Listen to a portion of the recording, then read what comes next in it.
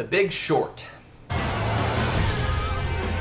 It kind of feels like Adam McKay's movies have been tailor-made for me no matter how old I am. First, he made Anchorman when I was 14, and I dare you to find a better target audience for Anchorman than a 14-year-old boy. Ditto for Talladega Nights when I was 16. Then he matured, kind of, and made an R-rated comedy in Step Brothers, and by then I was 18 and R-rated comedies were right in my wheelhouse. Now I'm an adult, or something, and he made a big boy movie.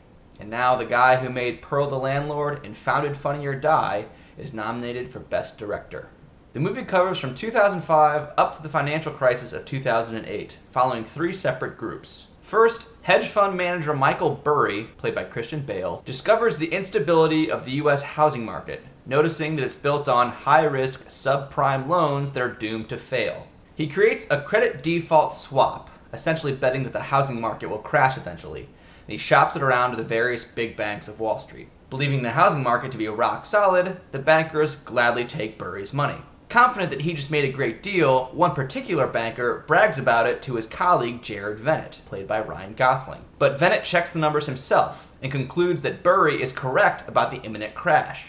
And so he teams up with hedge fund manager Mark Baum, played by Steve Carell, to similarly short the housing market, much like Burry. Independent of those first two groups, a third set of investors stumble across a paper by Vennett, and they enlist the help of retired banker Ben Rickert, played by Brad Pitt, to help them short the housing market.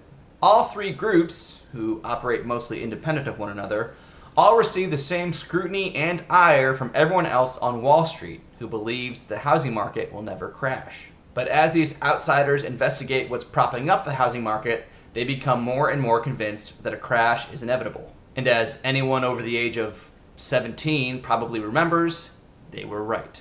To date, author Michael Lewis has had 3 of his books adapted into movies, and so far, he's 3 for 3 in getting Best Picture nominations: The Blind Side, Moneyball, and The Big Short.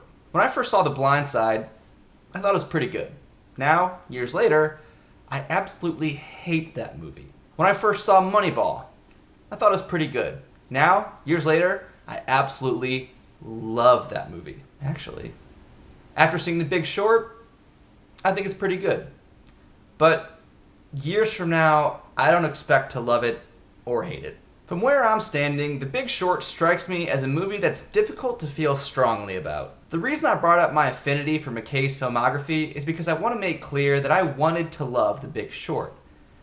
But I think it might be a hard movie to love. Easy to like, but hard to love. At its best, it inspires anger rather than affection.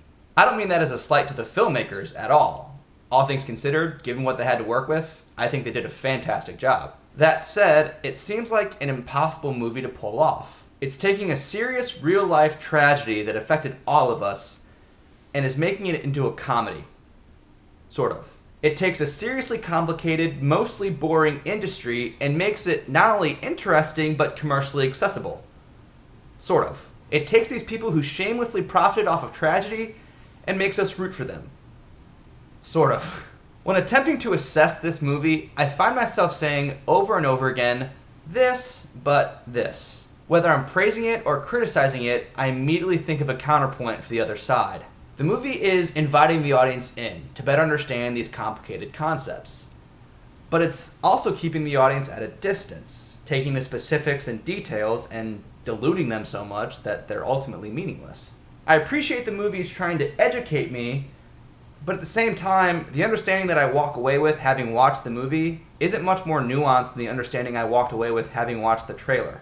American people are getting screwed by the big banks. Banks defrauded the American people. The banks got greedy, and we can profit off of their stupidity. Yeah, that sums up what I know. In a way, the movie's criticizing the American people for caring more about what celebrities do and say than how the economy works. But it's also kind of winking at that by having celebrities you care about explain things you should care about.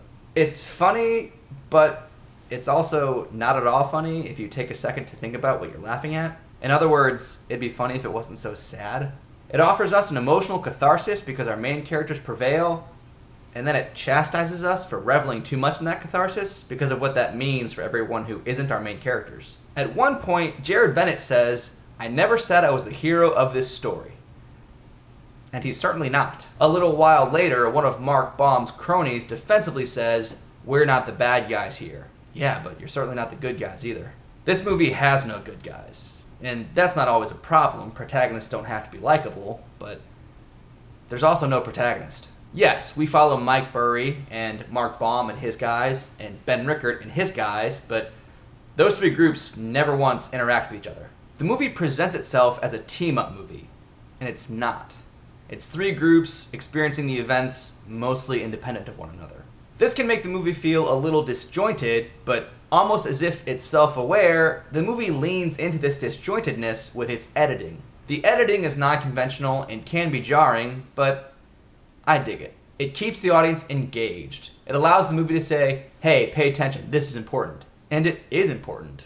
I think it's important to at least attempt to understand what caused the economy to collapse. Even if it ultimately presents a diluted understanding, I give the movie points for trying. It's a strange, strange movie. But if nothing else, it's an accessible, entertaining document for a frustrating time in our recent history.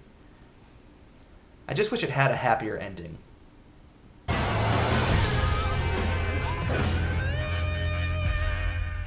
Need to catch up on all the Oscar-nominated movies? Watch them with Movies on Demand from the comfort of your home through your local cable provider. Go to rentmoviesondemand.com for more information. And while you're at it, you can win free Movies on Demand if you can predict the Oscars. Go to mod.moviesondemandpool.com and use the pool login information in the description below to join my personal Oscar prediction pool. But to win, you have to beat me. Good luck and happy Oscar season.